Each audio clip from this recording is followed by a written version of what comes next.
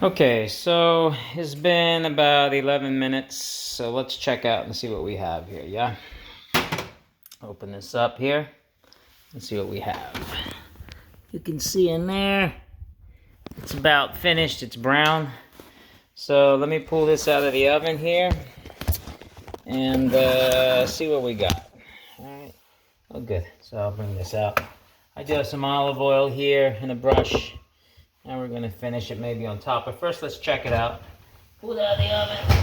Now, what's nice is you don't need to oil your stone because the stone is it's already seasoned. So we're gonna bring this bad boy up here like so. Okay. All right. So remember, I said don't oil it first, right? You can see all the. Clearly you can see the bags in the grocery store. Okay, so now I am going to oil it now, okay? It does need a little bit more time. Now we want to get some of that oil on there. Okay, brush that on. So I like to use olive oil in mine. You can use a blended oil, you know. Some people use like a 10% oil. Others will do it's like a 60-40 blend.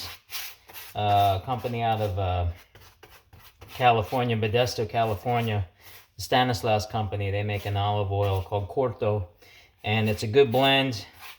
The Corto is the name of the company. It's an off branch of the tomato company, but the oil that they use, I believe, is called Padella, and that's a 60-40 blend. I think it's 60% vegetable oil, 40% olive oil, or the flip. But it helps you. You can do a lot of sauteing with it.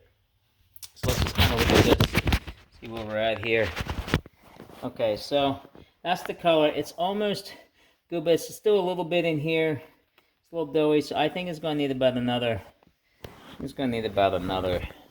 2.5 minutes in the oven. So we'll come back. Okay, I did forget to tell you. So we oiled it.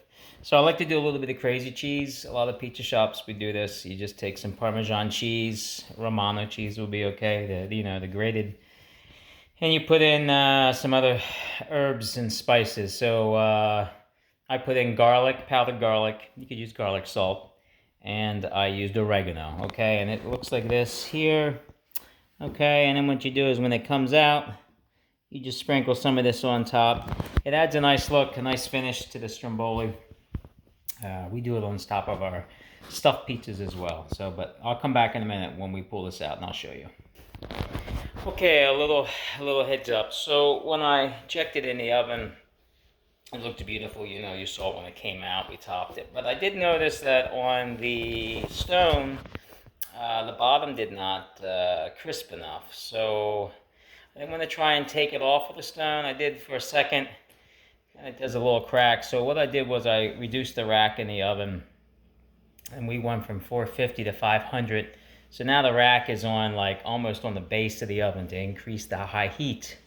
And since I had already oiled the top, I covered it with a piece of foil on top. So the top doesn't get any darker than it needs to. But now the bottom will get more direct heat from the oven. So we'll see in a second how that panned out. Okay, so we've taken it out of the oven. I'm going to pull this off. Okay, so it turned out pretty good. That was that little crack when I tried to move it. So let's get a little bit of the olive oil again. Just like a little bit of a brush. I do like mine to look nice here.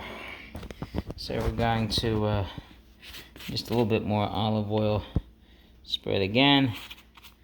Okay. A little bit more, yeah. And you can already see some of the cheese, kind of where that little crack was there.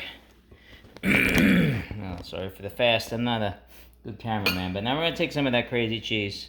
Okay, we're just going to sprinkle it around. That's what I've heard it called, crazy cheese, you know. You just put it on as a nice topper, it gives a good flavor to the crust. Just chewing on that. So next time I'm probably going to use just the sheet tray at this point. I think by making the turn, you can get the dough a little fat in here. Okay, so this is cooked, but I would have liked it a little bit more, and that's because I turned it. By turning it, you're gonna get all these folds. So if this was more stretched out and like a gradual arc on a sheet tray, or simply just cut the dough in half and make two smaller versions, that might have been better. But yeah, this is what we have. We'll serve with this sauce on the side here, and thanks for watching it, and if you liked it, give me a thumbs up. Try it again next time.